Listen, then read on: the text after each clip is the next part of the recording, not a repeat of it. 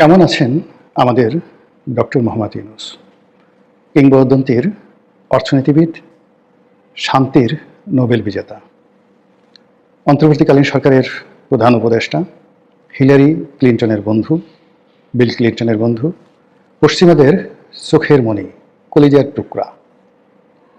Doctor Mohammad Yunus এখন কি করছেন, কি ভাবছেন? তিনি কবে আবার বিদেশ যাবেন, কবে আবার হাসবেন, তার পরিণতি কী ইত্যাদি নিয়ে আপনারা কি কেউ কি কিছু ভাবেন? আমি কিন্তু ভাবি। আমি ভাবি যে এমন কেন হলো? এমন তো হওয়ার কথা নয়। আমরা তো তাকে 50 বছর রেখে দিতে চেয়েছিলাম কেউ কেউ, আমরা তো তাকে 5 বছর রেখে দিতে চেয়েছিলাম অনেকে। আর নিদেন পক্ষে রাজনৈতিক দলগুলো তো ধরেই নিয়েছিল যে তিনি যেহেতু এসছেন 3 থেকে 4 বছর থাকবেন, রাজনীতির একটা ব্যালেন্স আসবে, তারপর ভালো একটা নির্বাচন হবে, সবাই আসবে। কিন্তু এ কি হলো? কিসের অভিশাপ, কিসের বদদোয়া? এটা কি গ্রামীণ ব্যাংকের সেই অসহায় দরিদ্র মানুষগুলো যারা ঋণের কিস্তি পরিশোধ করতে গিয়ে ভিটে মাটি খুইয়েছেন, ঋণের কিস্তি পরিশোধ না করতে পারার কারণে যাদেরকে শীতের সকালবেলা নদীতে ঝাঁপ দিতে বলা হতো, ঋণের কিস্তি পরিশোধ করতে না পারার কারণে স্বামী স্ত্রীর মধ্যে বিচ্ছেদ হয়ে গেছে, অনেকে আত্মহত্যা করেছেন, তাদের অভিশাপ? নাকি ডক্টর মোহাম্মদ ইউনূস বিভিন্ন সময় বাংলাদেশে বহু মানুষের সঙ্গে ব্যবসা করার চেষ্টা করেছেন এবং প্রায় সবাইকে ঠকিয়েছেন, কর্মচারীকে, কর্মকর্তাদেরকে, পার্টনারদেরকে, যারাই তাকে বিশ্বাস করেছেন সবাই তার দ্বারা মারাত্মকভাবে ঠকেছেন, হাতে গোনা কয়েকজন ছাড়া। তাদের অভিশাপ? নাকি প্রকৃতির বিচার? প্রকৃতি যে কাজটি করে সেটি হলো, আপনি যে দেশে জন্মগ্রহণ করবেন সে দেশের মাটি এবং মানুষের সঙ্গে আপনার একটা মমত্ববোধ থাকবে, সে দেশের জন্য আপনি জীবন দেবেন, সে দেশের সীমান্ত রক্ষার জন্য আপনি জীবন দিলে আপনি শহীদ হবেন। এটি প্রকৃতির বিধান। বাংলায় যারা জন্ম নিয়েছেন, বাংলার আম, জাম, কলা, কাঁঠাল, ইলিশ, তাল থেকে শুরু করে যা কিছু আছে সব আপনার অস্থি মজ্জার সঙ্গে এমনভাবে মিশে আছে, পৃথিবীর সবচেয়ে সেরা খাবারগুলো আপনার ভালো লাগবে না। যে মানুষগুলো এই তার মাতৃভূমির টান বাদ দিয়ে, তার মাতৃভূমির সঙ্গে সম্পর্ক বাদ দিয়ে তার স্বাক্ষর করা অন্য ভূমে, পরভূমে দেখানো হলো, তারা স্বর্গ খোঁজে। মোটামুটি বোঝা গেল দেশের সাথে বিদেশিদেরকে তাদের ভালো লাগে, বাংলার সাথে ইংরেজি ভালো লাগে, দেশের মানুষকে চাকর মনে হয়, বিদেশিদেরকে প্রভু মনে হয়। এই সকল যারা মন মানসিকতা সম্পন্ন, তারা যত জ্ঞানী হন, গুণী হন, আল্লাহর গজব তাদেরকে তাড়া করে, যেভাবে মাইকেল মধুসূদন দত্তকে তাড়া করেছিল। এত বড় একজন কবি, এত বড় একজন মহান ব্যক্তি, কেবলমাত্র বাংলাকে তাচ্ছিল্য করার জন্য তার জীবন তছনছ হয়ে গেছিল এবং তিনি যখন বুঝলেন তার ভুল, তখন আর তার সেখান থেকে ফিরে আসার কোনো উপায় ছিল না। তো ডক্টর মোহাম্মদ ইউনূসের এই যে 17 মাসের পরাজয়, কিংবা একসময় যে শেখ হাসিনার সঙ্গে তার এত ভালো সম্পর্ক ছিল, শেখ হাসিনা তার পুরো জমানাতে 96 থেকে 2001 পর্যন্ত পুরো জমানাতে ডক্টর মোহাম্মদ ইউনূসকে সারা দুনিয়াতে এটি প্রমোট করেছেন, স্যার ডাকছেন। এমন কি হলো? শেখ হাসিনা কেন রাগ হবেন? এখানে তো রাগ হওয়ার কথা না। যে শেখ হাসিনা তাকে 800 কোটি টাকা বিনা সুদে ঋণ দিয়েছেন গ্রামীণ ব্যাংকের জন্য, আর সেই ঋণের কারণে গ্রামীণ ব্যাংক টিকে ছিল, আদারওয়াইজ দেউলিয়া হয়ে যেত, সেই শেখ হাসিনা কেন, কি কারণে তার প্রতি বিক্ষুব্ধ হবেন? তাকে কেন সুদি বলবেন, সুদি ইউনূস বলবেন? কারণটা কি? একটু খুঁজে দেখেছেন? এবার ধরুন যে বিএনপি 2001 থেকে 2006 পর্যন্ত তারাও ডক্টর মোহাম্মদ ইউনূসকে প্রমোট করেছেন, কিন্তু 11-এর সময় তার কর্মকাণ্ডের কারণে বিএনপিও তাকে বিশ্বাস করেনি। আবার ধরুন তার সঙ্গে ডেমোক্র্যাটদের একটা ভালো সম্পর্ক ছিল, ডোনাল্ড ট্রাম্প আসার সঙ্গে সঙ্গে আমেরিকার সমস্ত দরজা তার জন্য কেন বন্ধ হয়ে গেল? কি দোষ, কি করেছেন তিনি? তার চিন্তায় ত্রুটি, চরিত্রে, কর্মে, আচরণে, নাকি কি? একমাত্র আল্লাহ ছাড়া কেউ জানেন না। তবে গত 17 মাসে তিনি যেভাবে অপমানিত হয়েছেন, যেভাবে লাঞ্ছিত হয়েছেন, মানুষ যেভাবে তাকে গালাগাল করেছে এবং এখন পর্যন্ত করে যাচ্ছে, আমার শত্রু যে আছে তার ভাগ্যও যেন এরকম জীবন নসিব না হয়। আল্লাহ তার তকদিরে কোথায় মৃত্যু রেখেছে, কিভাবে তিনি মরবেন আমি জানি না। আর তার মৃত্যুতে কতজন মানুষ জানা যায় হাজির হবেন তাও জানি না। তার মৃত্যু কি দেশে হবে না দেশের বাইরে হবে তাও জানি না। কিন্তু যতদিন তিনি জীবিত থাকবেন, তার এই যে অভিশপ্ত একটা জীবন, এই জীবন তাকে এবং তার পুরো পরিবারকে প্যারা দেবে। তিনি গত 17 মাসের থেকে যে কাজগুলো করেছেন, অনেক ভালো কাজ হয়তো করেছেন, আমরা জানি না, কিন্তু তার মন্দ কাজগুলো যেভাবে ব্র্যান্ডিং হয়েছে, তিনি তার গ্রামীণ ব্যাংকের জন্য, গ্রামীণ ফোনের জন্য, তার নিজের জন্য, তার নিজের পরিবারের জন্য, তার ভাই ভাতিজা, স্ত্রী, কন্যা, সকলের জন্য যা কিছু করেছেন, সব মানুষ নির্বিচারে নিন্দা করেছে।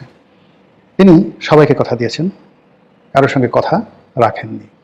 তিনি সবার বন্ধু হওয়ার চেষ্টা করেছেন, কিন্তু অন্তর থেকে কারো বন্ধু হননি। ফলে বিদায় বেলায় তা নিয়ে তিনি কাউকে পাননি। তিনি যেদিন যমুনা ছেড়ে গেলেন, সেদিন জামাতের আমির তারেক রহমান সাহেব, অন্যান্য যে রাজনৈতিক দল যারা এই যাকে বলা হয় সংস্কার কমিটিতে, রিয়াজ আলীর রিয়াজ আলী তো না, আলী রিয়াজের সংবিধান সংস্কার কমিটিতে নিয়মিত গেছেন প্রায় 70টা না 80টা রাজনৈতিক দল। তারা ফুলের মালা নিয়ে যাবেন, অনেকে কেঁদে দিবেন, অনেকে চোখের পানি ফেলবেন, স্যার আপনি আমাদের ছেড়ে চলে গেলেন, এই হবে তার বিদায়। কিন্তু না, তিনি তার কন্যাকে নিয়ে আর এসএসএফ এর গার্ড নিয়ে ধীরে ধীরে মার্সিডিজ গাড়ির দিকে, সরকারি গাড়ির দিকে এগিয়ে গেলেন। এখন আমরা জানলাম যে তিনি 1 বছর ভিভিআইপি প্রোটোকল নিয়ে তারপর তিনি থাকবেন। সবাই বলছে ভালোই হয়েছে। যদি ভিভিআইপি প্রোটোকল মানে এসএসএফ এর আন্ডারে থাকে, তাহলে তিনি পালাতে পারবেন না, দেশ ছেড়ে যেতে পারবেন না। সবসময় একটা নজরদারিতে রাখা হবে, এবং বলা হচ্ছে যে তাকে ইচ্ছা করে এই কাজগুলো করানো হয়েছে, বা তিনি না বুঝে এই ইচ্ছা করে প্রোটোকলের মধ্যে তিনি পড়ে গেছেন। তিনি যদি ক্ষমতা ত্যাগের পরের দিনে চলে যেতেন দেশের বাইরে, কেউ হয়তো তাকে আটকাতো না, কিন্তু আজকের দিনে তার পক্ষে যাওয়াটা আদৌ সম্ভব কিনা এটা আমি বলতে পারবো না। যেটা আমি বলছিলাম যে গত 17 মাসে তিনি যে অসংখ্য শত্রু তৈরি করেছেন, সেই শত্রুদের মধ্যে বেশিরভাগই তার মিত্র। তাকে যারা ভালোবাসতো, চোখ বুঝে ভালোবাসতো, তারা অনেকেই এখন তার শত্রু। যারা তার দীর্ঘায়ু কামনা করতেন, তারা এখন চাচ্ছে না যে এই লোকটা বেশি দিন বেঁচে থাকুক। তারপর অনেকে চাচ্ছেন যে তিনি একটু জেলে যান, তার হাত কড়া পরানো হোক, তার বিরুদ্ধে মামলা হোক, মোকদ্দমা হোক। আওয়ামী লীগের লোকজন যেভাবে সেই কোর্ট কাছারিতে গিয়ে ডিম থেরাপির শিকার হয়েছেন, তার সঙ্গে অন্ততপক্ষে এভাবে একটু ডিম থেরাপি হোক। অ্যাটলিস্ট মুরগির ডিম শক্ত বা হাঁসের ডিম শক্ত, সেগুলো পরিবর্তে যদি কোয়েল পাখির ডিমও মোটামুটি দেওয়া হয় তাকে, কিছু লোক আছেন যারা খুব খুশি হবেন, হাসবেন, ওরে জোরে হাসাহাসি করবেন। এটাই বাস্তবতা। এখন সেই লোকটি কেমন আছেন আমরা জানি না, তবে নিশ্চিত যে দিল্লি তাকে ছাড়বে না, কোনো অবস্থাতে দিল্লি তাকে ছাড়বে না। আওয়ামী লীগের কথা বাদ দেন, আওয়ামী লীগ একটা মানে নিজেরাই এখন বিপদগ্রস্ত, আগামীতে কাদের কি বিপদে করবেন সেটা পরের ব্যাপার, কিন্তু দিল্লি তো একটা রাষ্ট্র। নরেন্দ্র মোদী যে ম্যান, এবং এই পৃথিবীতে গত নরেন্দ্র মোদী 2014 থেকে এই পর্যন্ত পৃথিবীর অনেকগুলো যে গ্লোবাল ডিসিশন, সেই গ্লোবাল ডিসিশন গ্রহণের ক্ষেত্রে বা গ্লোবাল ডিসিশন রহিত করার ক্ষেত্রে যে নরেন্দ্র মোদীর গুরুত্বপূর্ণ ভূমিকা ছিল, তিনি ডক্টর মোহাম্মদ ইউনূস দ্বারা গত 17 মাসে যে নির্যাতিত হয়েছেন, নিপীড়িত হয়েছেন, অপমানিত হয়েছেন, লাঞ্ছিত হয়েছেন, যাকে রীতিমতো চু-লিং পং করে দেওয়া হয়েছে সরকারের পক্ষ থেকে।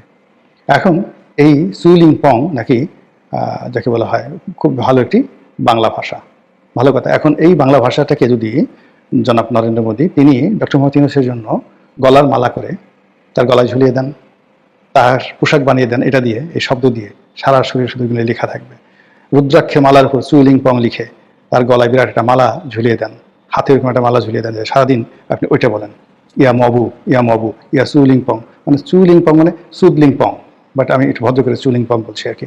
তো এটা আপনি জব করতে থাকেন, বিকজ এই আপনি বাংলাদেশে কিছু গত 17 মাসে দিতে পারছেন আর না পারছেন, কিন্তু মব এবং এই সুদলিং পং এই দুটো শব্দ আপনি জাতিকে উপহার দিয়েছেন, এমনভাবে শিখিয়ে দিয়েছেন জাতি আর কোনোদিন ভুলবে না। তো যেটা বলছিলাম যে বর্তমান সরকারের উপর তো আপনারা সবাই জানেন নিশ্চিত আমেরিকার একটা প্রভাব আছে, ভারতের একটা প্রভাব আছে। ভারতের গ্রিন সিগন্যাল ছাড়া, আমেরিকার গ্রিন সিগন্যাল ছাড়া বাংলাদেশে কোনো কিছু ঘটেনি এই গত সেই কয়েক মাসে। তো তাই যদি হয়, সেক্ষেত্রে ডক্টর মোহাম্মদ ইউনূসকে কি সহজে ছেড়ে দেওয়া হবে? আল্লাহ জানেন। অথবা তার বিরুদ্ধে কি নতুন করে দুর্নীতির মামলা হবে? তার উপদেষ্টাদের বিরুদ্ধে মামলা করার জন্য তোড়জোড় হচ্ছে, সমস্ত উপদেষ্টারা ত্রাহি ত্রাহি করছে, কেউ আন্দোলনের হুমকি দিচ্ছে, কেউ গণ অভ্যুত্থানের হুমকি দিচ্ছে, কেউ বলছে বিদেশে পালিয়ে যাওয়ার যেতে পারতাম কিন্তু না গেছি, কেউ ব্যাংক হিসাব দাখিল করছে, কেউ বলছে আমি চোর না, আমি দুর্নীতিবাজ না, আমি জীবনে কোনোদিন দুর্নীতি করি নাই, আমি কোনোদিন মানে কি বলবো কোনো দুর্নীতি করিনি, এক টাকারও দুর্নীতি করে নাই। এই সকল কথাবার্তা শুনে বোঝা যায় যে কি পরিমাণ চাপের মধ্যে উপদেষ্টারা রয়েছে। আর উপদেষ্টারা যদি চাপের মধ্যে থাকে, ডক্টর মোহাম্মদ ইউনূসকে চুমার মধ্যে থাকবেন, চুম্বনের মধ্যে থাকবেন, প্রশ্নই আসে না।